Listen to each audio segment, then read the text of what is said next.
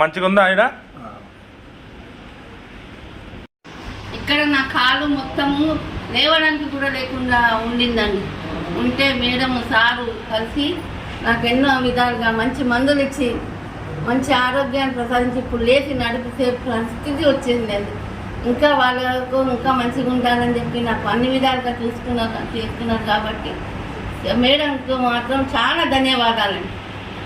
ఆమె నన్ను ఇంత గుర్తింపుగా పెట్టుకొని నాకు ఇంత సౌకర్యం చేస్తుందంటే, ఒక అనాథని ఇంత బాగా చూసుకుంటుందంటే కన్న తల్లి కంటే ఎక్కువ చూసుకుంటుంది సార్. చాలా మంచిదండి. ఆమె ఎప్పటికీ బాగుండాలి, ఇంకా మాట్లాడాలని చాలా మందిని చూడాలని ఆశ.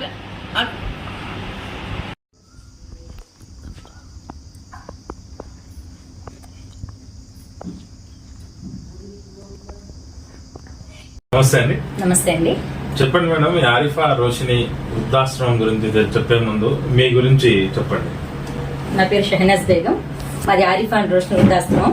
ఈ ఆశ్రమాన్ని స్థాపించి 14 సంవత్సరాలు అవుతుంది. అయితే మేము 4 అక్క చెల్లెళ్ళం. మాకు 2 పాపలు. మా పాప పేరు, పెద్ద పాప పేరు రోషిని, మా చెల్లి పేరు ఆరిఫా. వారిద్దరి పేరు మీద ఈ ఆరిఫా అండ్ రోషిని వృద్ధాశ్రమాన్ని స్థాపించడం జరిగింది. ఎప్పుడు ప్రారంభించారు? 2011లో ప్రారంభించారు సార్.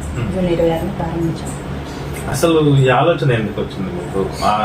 అంటే ఒక మహిళ, అందులో ముస్లిం మహిళ, గడప దాటి బయటికి రాదు, అలాంటిది మీకు ఒక వృద్ధాశ్రమం పెట్టాలి అనే ఆలోచన ఎందుకు వచ్చింది?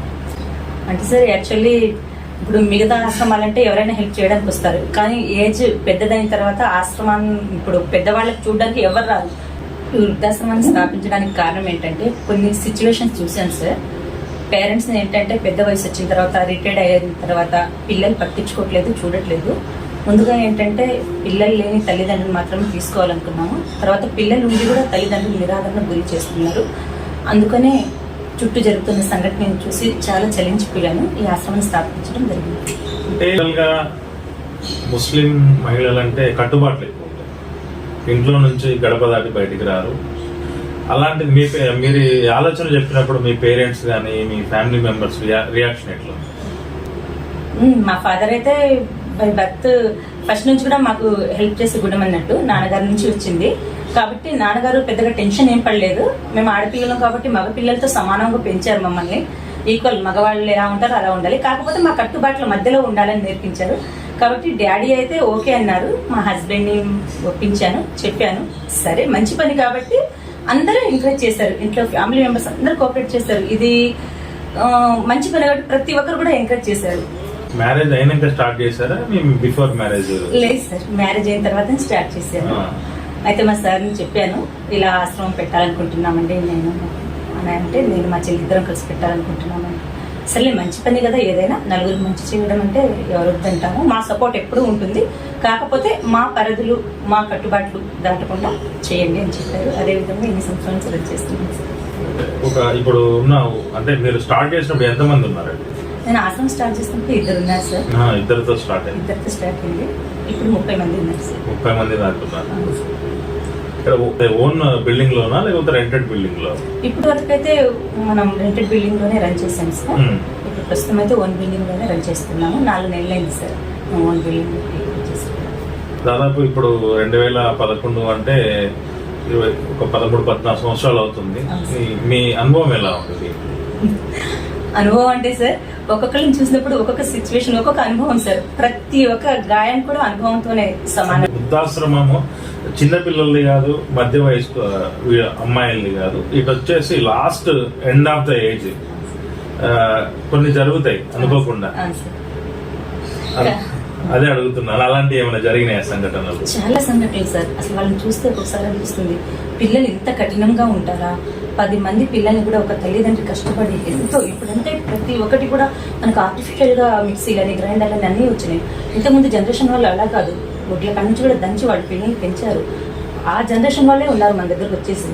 అలాంటప్పుడు 10 మంది పిల్లల్ని ఒక తల్లిదండ్రి పోషించినప్పుడు, ఒక తల్లిదండ్రిని పోషించడానికి చాలా బాధపడిపోతున్నారు పిల్లలు. ఇది జనరేషన్ గ్యాప్ కావచ్చు, లేకపోతే మనకు పాశ్చాత్య దేశాల నుంచి వచ్చిందో తెలియదు, కానీ చాలా బాధపడుతున్నారు సార్ పేరెంట్స్ని మాత్రం వాస్తవానికి. ఇప్పుడు మీ వృద్ధాశ్రమంలో ఉన్న 30 మంది వృద్ధులు ఇక్కడ లోకల్ వాళ్ళేనా? పేరెంట్స్ అంటే పిల్లలు వాళ్ళు వచ్చి మీ దగ్గర జాయిన్ చేయించారా? అలాంటి సంఘటనలు ఏమైనా? పిల్లలు జాయిన్ చేసిన సంఘటనలు అయితే చాలా రేర్ సార్.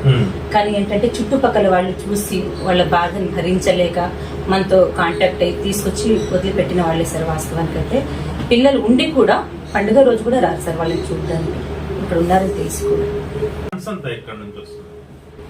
సార్ యాక్చువల్లీ మాది వ్యవసాయ కుటుంబం సార్. పూనవరంలో సార్ వ్యవసాయం చేస్తారు. ఫండ్ అంటూ ఏం లేదు సార్ ఇప్పటి వరకు అయితే. మనకు కొంతమంది స్పాన్సర్స్ ముందుకు వచ్చి ఏదైనా ఎప్పుడైనా ఒక 5 కేజీలు బియ్యం ఇవ్వడం ఇలా జరుగుతూ ఉంటుంది. వ్యవసాయం మీద నుంచి తీసుకొచ్చి పెట్టడం, ఇంకా బయట అప్పులు కూడా చేసి పెడుతూ ఉంటాం సార్. ఒక్కొక్కసారి దాతలు మనకి ఇన్ టైంలో రానప్పుడు, మన దగ్గర లేనప్పుడు పస్తులు ఉండాల్సిన సందర్భాలు ఏమైనా వచ్చినాయా? దాతలు ఎప్పుడూ హెల్ప్ చేస్తారని వాళ్ళ మీద డిపెండ్ అయ్యైతే ఆశ్రమం పెట్టలేదు సార్. వాస్తవానికి ఆశ్రమం పెట్టినప్పుడు మన దగ్గర కొంచెం అమౌంట్ ఉంది, దాంతో అయితే స్టార్ట్ చేసాము. పెట్టిన తర్వాత తెలిసింది ప్రతిరోజు తీసుకొచ్చి పెడుతూనే ఉండాలని. కానీ ఆ సిచ్యువేషన్లో కూడా వదిలిపెట్టు దలుచుకోలేదు కాబట్టి ఒకసారి నిర్ణయం తీసుకున్నాం కాబట్టి అడుక్కొని వచ్చైనా పెట్టాలి సార్. కాబట్టి ఎప్పుడు ఏ కష్టాలు వచ్చినాయి సార్, రాలేదు నేను చెప్పను. అలాంటి సందర్భాలు చాలా ఉన్నాయి సార్ ఈ 14 ఏళ్లలో. అది 2-3 రోజులు, వారం రోజులు జరిగిన సంఘటనలు అలాంటిది ఏం లేదు సార్. ఎందుకు అని అంటే ఇప్పుడు లేనప్పుడు కూడా మనమే పెట్టాలి. వాళ్ళ మీద డిపెండ్ అయి ఉంటే మనం దాతల మీద వాళ్ళే ఇవ్వాలి, మనం పెట్టాలంటూ ఫండ్ రైజ్ చేయడానికి వెళ్ళిపోతాము.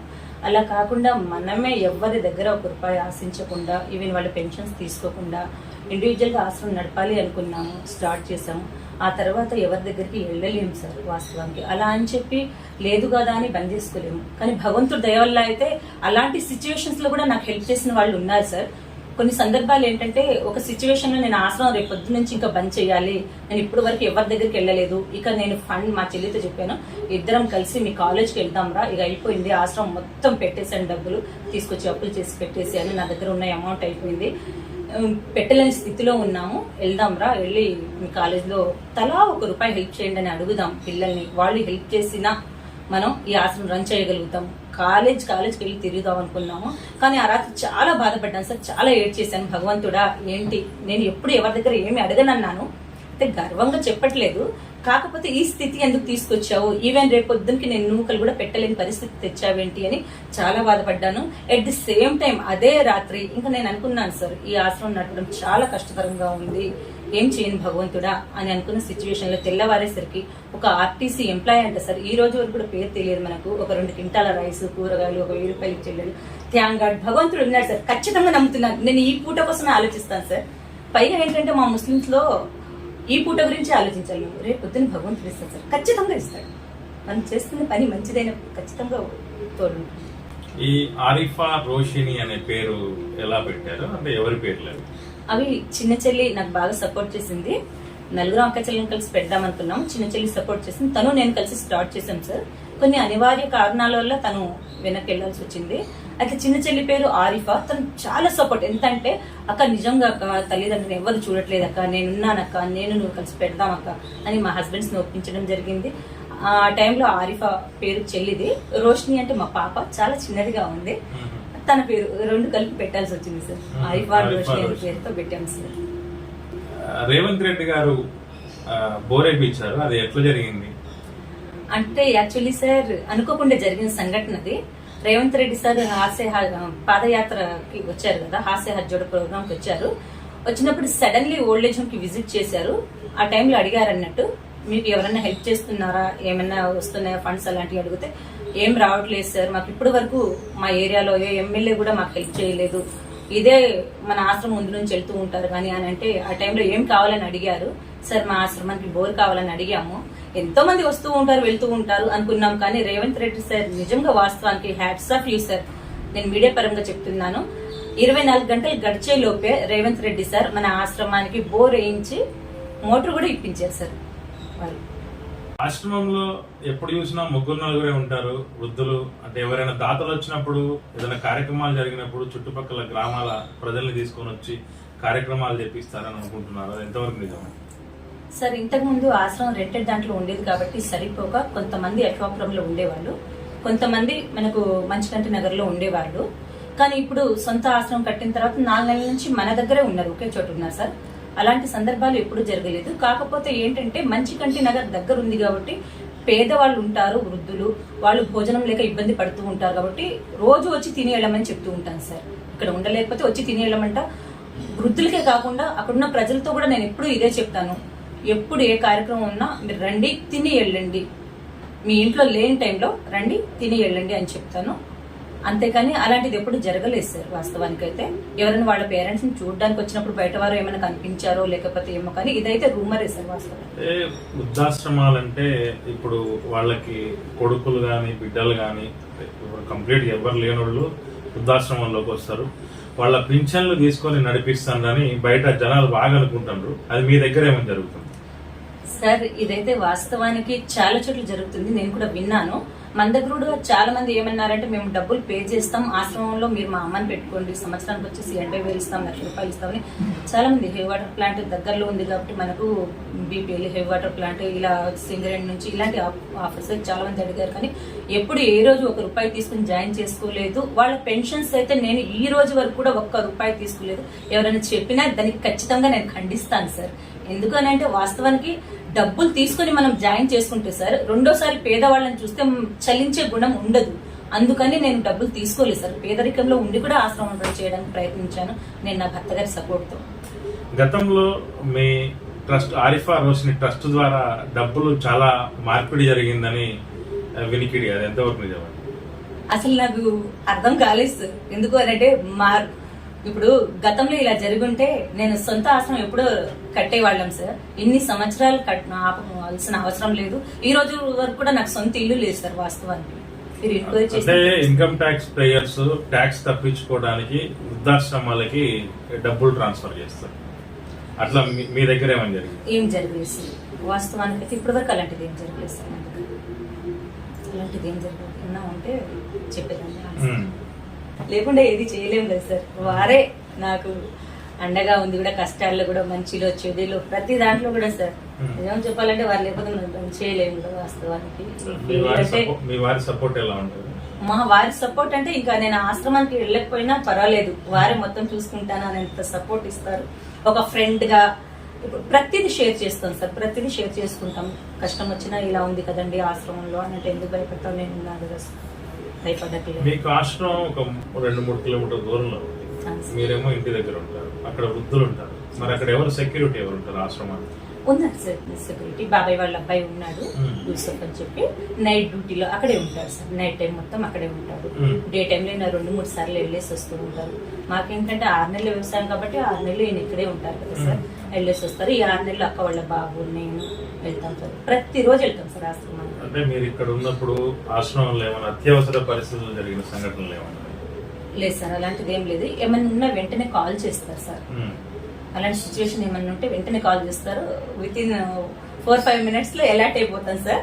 ఇంకా అక్కడికి కొంచెం గ్యాప్ లోనే వెళ్ళిపోతాను, 10-15 నిమిషాల్లో. ఒక్కొక్కసారి మా పాప పాలు తాగుతున్నా ఆ బాటిల్ కూడా మా మమ్మీకి ఇచ్చి వెళ్ళిన రోజులు అయితే ఉన్నాయి వాస్తవానికి. అయితే స్టార్టింగ్ లో అలాంటి సంఘటనలు చాలా జరిగినాయి సార్. చిన్నపిల్లలు ముస్లిం మహిళల కట్టుబాట్లు ఎక్కువ ఉంటాయి కదా, మీ చుట్టాలు వాళ్ళు ఎట్లా మిమ్మల్ని ఎట్లా ట్రీట్ చేస్తారు, ఎట్లా ఫీల్ అవుతారు వాళ్ళు? ఇప్పుడు చాలా హ్యాపీగా ఫీల్ అవుతారు సార్. ఎందుకంటే మన ఆశ్రమం గురించి ఫస్ట్ లో తెలియక వాళ్ళు కూడా ఏమనుకున్నారు, ఆడపిల్ల అవసరమా, ముస్లిమ్స్ ఇదంతా చేయడం అవసరమా, ఎన్నో రూమర్స్ వస్తాయి, ఎన్నో ఇబ్బందులు పడాల్సి ఉంటుంది అని అన్నారు. వాస్తవానికి కొన్ని సంఘటనలు కూడా కళ్ళు చాలా వరకు జరిగినాయి. ప్రతి ఒక్క సంఘటన కూడా ఆదర్శం తీసుకుని ఇప్పుడు తెలుసు సార్. బాల్యంలో పిల్లలకి తెలియదు కింద పెడతాను అని, అలాంటిది సిచ్యువేషన్స్ జరిగినాయి. ఈ రోజైతే మనం జాతీయ అవార్డ్స్ 2 తీసుకుని ఉన్నాము. ఢిల్లీలో మొన్న ఒక అవార్డు, సావిత్రిబాయి పూలే అవార్డు తీసుకున్నాను. అంతకుముందు 2015లో ఒక అవార్డు తీసుకున్నాను సార్. ఇన్పుల్ హింద్ సంస్థ తరఫున best social welfare activity national award ఇచ్చారు. అప్పటి వరకు తెలియదు మా ముస్లిమ్స్ కి.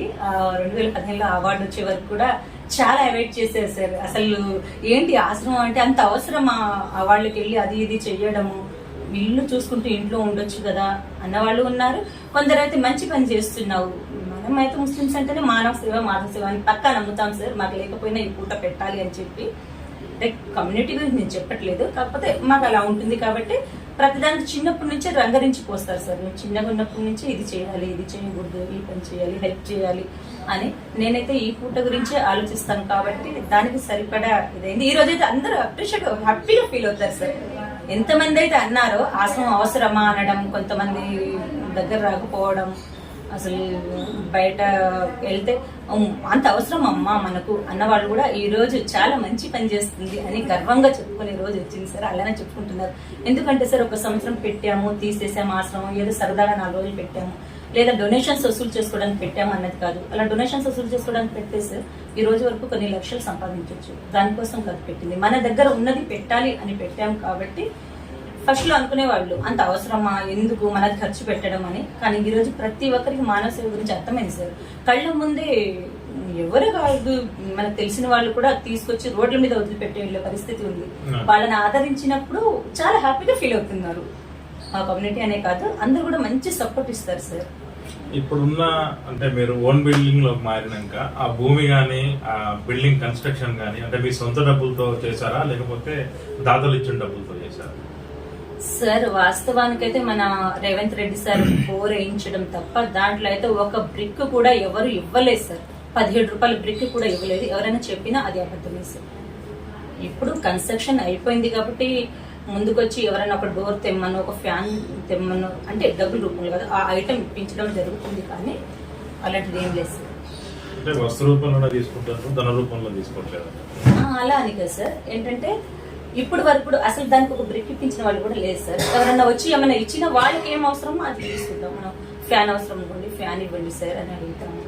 అలానే కూలర్ అవసరం అనుకోండి, మీరు ఏం ఇవ్వగలిగితే అది డొనేట్ చేయండి సార్. వాళ్ళ కోసం మనం అడుగుతాం అంతే తప్ప మన కోసం అయితే ఎప్పుడు ఏది ఆశించలేదు సార్. మా ఛానల్ ద్వారా ప్రేక్షకులకు కానీ మీ ప్రజలకు కానీ ఏమైనా చెప్పవచ్చు? ఖచ్చితంగా సార్ చెప్పాలనుకుంటున్నాను. నేను ఈరోజు ఈ అవకాశం ఇచ్చిన Y7 టీవీకి ముందుగా ధన్యవాదాలు. అలానే ఎవరైతే పిల్లలు తమ తల్లిదండ్రుల్ని వదిలిపెట్టాలనుకుంటున్నారో అలాంటి వారికి కనువిప్పు కావాలని కోరుకుంటున్నాను. ఎందుకు అనంటే పేరెంట్స్ ఎంతో కష్టపడుతున్నారు. మా చిన్న పాప నుంచి పెద్ద చేయడానికి ఎన్నో కష్టాలు అనుభవిస్తారు, తినక. అదే కష్టం మా పిల్లల గురించి మేము అనుభవిస్తున్నాం. కానీ మా పేరెంట్స్ ని మనం మర్చిపోవడం ఎంతవరకు కరెక్ట్? కనీసం తిని పడుకున్నప్పుడన్నా మా పేరెంట్స్ ఉన్నారు అన్నది ఒకటి జ్ఞాపకం పెట్టుకుంటే ఎవరైనా వాళ్ళ పేరెంట్స్ ని చూసుకుంటారు సార్. ఫ్యూచర్ లో అసలు ఆశ్రమాలే ఉండకూడదని మనసారా కోరుకుంటున్నాను సార్. ఎవరి పిల్లలు వాళ్ళ పేరెంట్స్ ని చూసుకునే బాధ్యత వాళ్ళ పిల్లలు మాత్రమే తీసుకోవాలి. ఎందుకంటే కలో గంజో తాగి కారమైన తిని పిల్లల దగ్గర చివరి క్షణాలు గడపాలనుకుంటారు. అలాంటి సిచ్యువేషన్ అలా కాకుండా ఎవరో నేను తెలియని పరిస్థితిలో నా దగ్గరకు వచ్చి వాళ్ళు నా దగ్గర ఉండి నన్ను కూతురుగా అంటే ఎక్కువగా ప్రేమిస్తారు. ఎందుకంటే నేను వాళ్ళతో అంత బాగా ఉంటాను.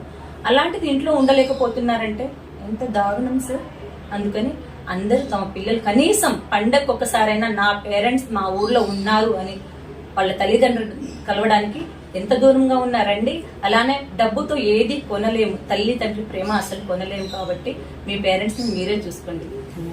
చూస్తున్నారు కదా, గత 14 సంవత్సరాలుగా ఆరిఫా రోషిని వృద్ధాశ్రమం ప్రారంభించి నిర్విరామంగా ఒక మహిళ అయి ఉండి కష్టపడి ఇప్పటికీ సమాజంలో ఆరిఫా రోషిని వృద్ధాశ్రమానికి ఒక గుర్తింపు తీసుకొచ్చింది. ఈ ఆశ్రమం కొత్తగూడెం నుంచి వరంగల్ వెళ్లే దారిలో అశ్వాపురం మండలం మెయిన్ రోడ్, అశ్వాపురం నుంచి జగ్గారం దగ్గర మెయిన్ రోడ్ పక్కనే ఉంటుంది. హాస్య జోడో యాత్ర పాదయాత్రలో రేవంత్ రెడ్డి గారి ఆశ్రమానికి బోరు కూడా వేయించడం జరిగింది. నిర్విరామంగా ఆశ్రమం నిర్వహిస్తున్న షైనాజీ బేగం గారికి Y7 ఛానల్ ద్వారా ప్రత్యేక కృతజ్ఞతలు తెలియజేస్తున్నాము. ఎవరైనా ఈ ఆశ్రమాన్ని వాళ్ళ పుట్టినరోజులు కానీ, పెళ్లి రోజు వేడుకలు కానీ, ఇంకేమైనా తదితర కార్యక్రమాలు ఉంటే ఈ ఆశ్రమంలో చేసుకొని ఇక్కడున్న వృద్ధులకి ఒక్క పూట భోజనం పెడితే బాగుంటుందని నేను కోరుకుంటున్నాను. మరొక ప్రముఖ వ్యక్తితో మళ్ళీ కలుద్దాం. మీ పులిపాటి. Thank you.